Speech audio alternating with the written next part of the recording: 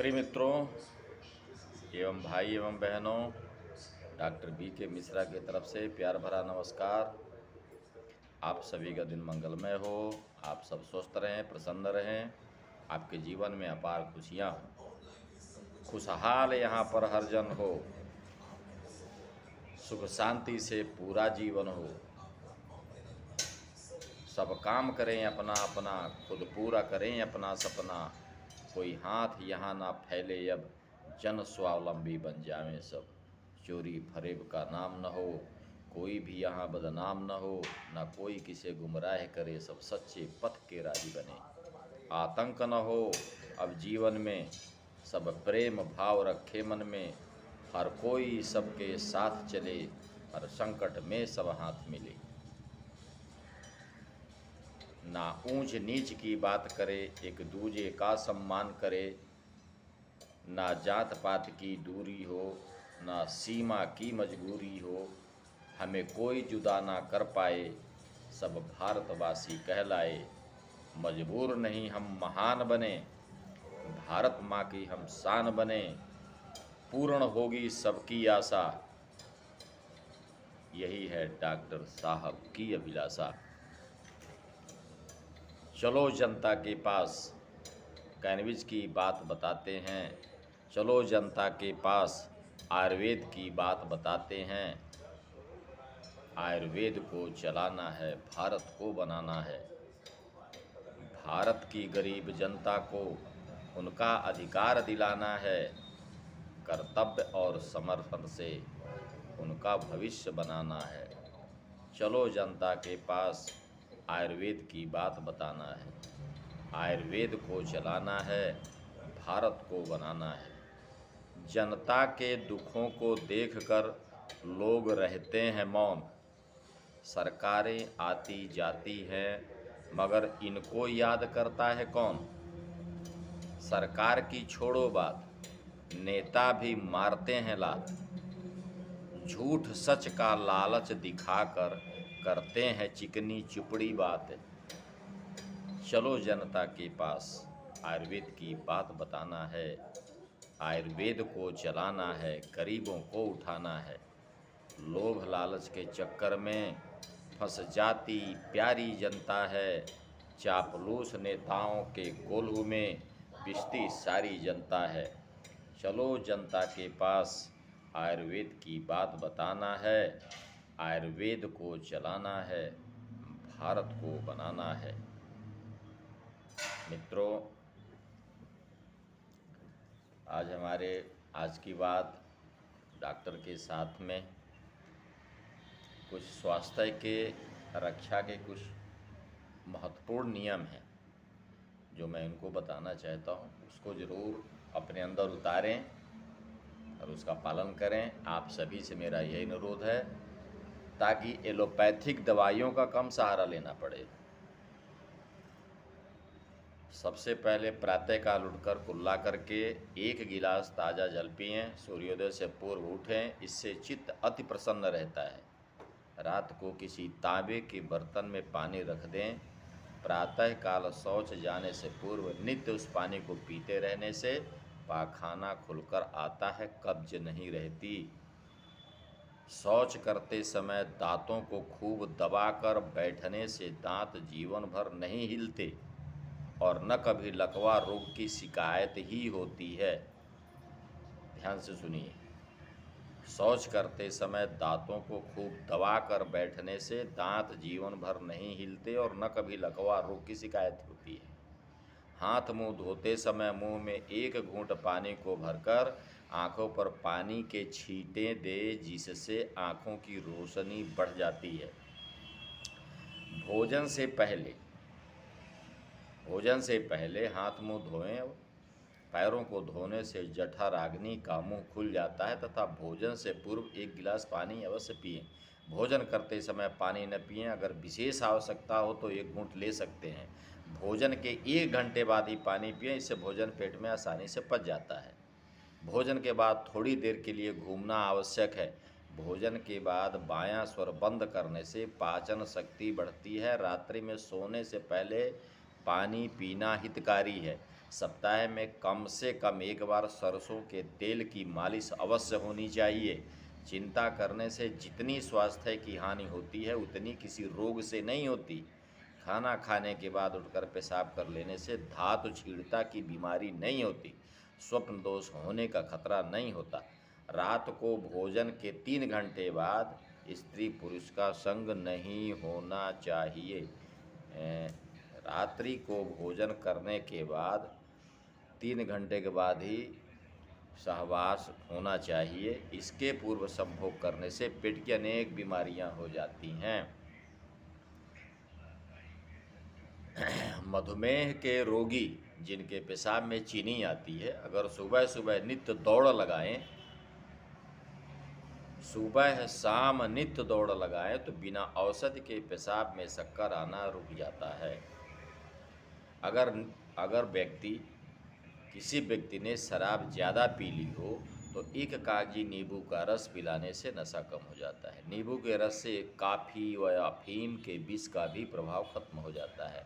अगर किसी व्यक्ति ने भांग ज़्यादा पी ली हो तो आधी छटाक अरहर की दाल उबाल कर पिलाने से भांग का नशा कम हो जाता है। अगर आपने ज़्यादा आम खा लिए हों तो ऊपर से 2-4 जामुन खा लेते हैं, नुकसान नहीं होगा। अगर जामुन ज़्यादा खा लिए हों तो ऊपर से 1-2 आम खा लेते हैं, नुकसान नहीं होगा।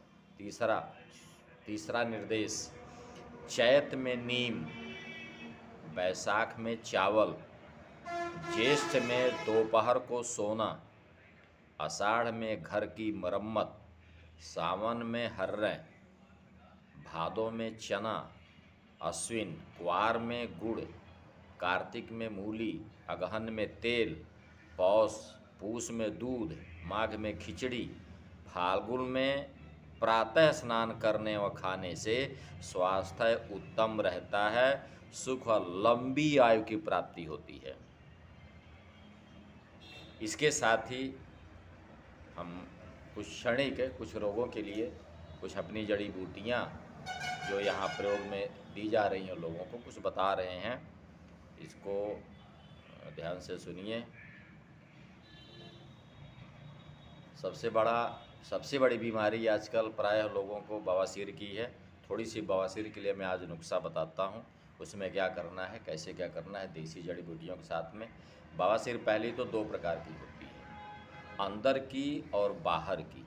अंदर की बवासीर में मस्से अंदर को होते हैं, गोल चपटे उभरे हुए मस्से चने मसूर के दाने के बराबर होते हैं। कब्ज की वजह से जब अंदर का मस्सा शौच करते समय जोर लगाने पर बाहर आ जाता है तो मरीज दर्द से तड़प उठता है, और मस्से छिल जाएं तो जख्म हो जाता है। बाहर की बवासीर में मस्सा गूदा वाली जगह पर होता है, इसमें दर्द नहीं होता। कभी कभी मीठी खारिश या खुजली होती है। कब्ज होने पर इससे इतना खून आने लगता है कि मरीज खून देखकर घबरा जाता है और चेहरा पीला पड़ जाता है। लक्षण, बवासीर से मरीज को हाजमा खराब हो जाता है, भूख नहीं लगती, कब्ज रहने लगती है, पेट में कभी कभी गैस बनने लगती है, मैदा, दिल, जिगर कमज़ोर हो जाते हैं। आमतौर से शारीरिक कमजोरी हो जाती है, शरीर के मुँह पर हल्की सूजन भी आ जाती है। ठीक है ना। अब इसके लिए क्या उपाय है? इसका उपाय 101% उपाय सुनिए। 50 ग्राम रीठा ले करके तवे पर रख कर कटोरी से ढक दें और तवे के नीचे आधा घंटे आग जलाएं। रीठे भस्म हो जाएंगी। ठंडा होने पर कटोरी हटाकर बारीक करके रीठे की भस्म 20 ग्राम कत्था सफ़ेद, 20 ग्राम कुश्ता फौलाद पंसारी को मिलेगा, 20 ग्राम कुश्ता फौलाद, 3 ग्राम, सबको पीस करके, ठीक है ना, सबको पीस लीजिए, पीस करके मिला लें, इकट्ठा कर लें। अब इनका खुराक बना लें। 1 ग्राम सुबह को और 1 ग्राम शाम को 20 ग्राम मक्खन में रख कर खाएं। ऊपर से 250 ग्राम गर्म दूध पिएं। मात्र 10 से 15 दिन ये नुस्खा करें, यह बहुत बढ़िया दवा है, खूनी बादी बवासीर को दूर कर देगी। इसमें परहेज क्या करने का है? गुड़, गोश्त, शराब, आम, अंगूर न खाएं, कब्ज न होने दें, और नीचे लिखा मरहम मस्सों पर लगाएं। और एक मलहम के लिए मैं बता रहा हूँ, उस मलहम को लगाने का है, वैसलीन ले लीजिए। वैसलीन मेडिकलों में मिल जाती है। वैसलीन सफ़ेद 50 ग्राम, कपूर 6 ग्राम, सल्फाडाइजिन की 3 गोली और बोरिक एसिड 6 ग्राम। इनको सबको बारीक करके और वैसलीन में मिला लीजिए रात को सोते समय और सुबह शौच जाने से पहले, इनको गुदा में उंगली के द्वारा लगाएं। मस्से आपके धीरे धीरे खत्म होने लगेंगे और 15 से 20 दिन, 1 महीने तक जाते जाते खत्म हो जाएंगे।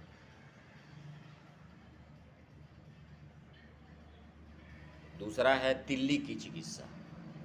तिल्ली, जिसको हम अंग्रेजी में स्प्लीन बोलते हैं, उसके लिए हाथ पैर सूख जाते हैं। तिल्ली जिसकी बढ़ी हो तो उसकी पहचान है, हाथ पैर सूख जाते हैं तथा पेट की उल्टी तरफ सूजन आ जाती है और कड़ा हो जाता है। घी क्वार का पत्ता चीर कर उस पर 10 ग्राम नौसादर पीसकर लगाकर धूप में लटका दें। नीचे बर्तन रख दें, उसमें से जो रस निकलेगा उसे शीशी में भर दें।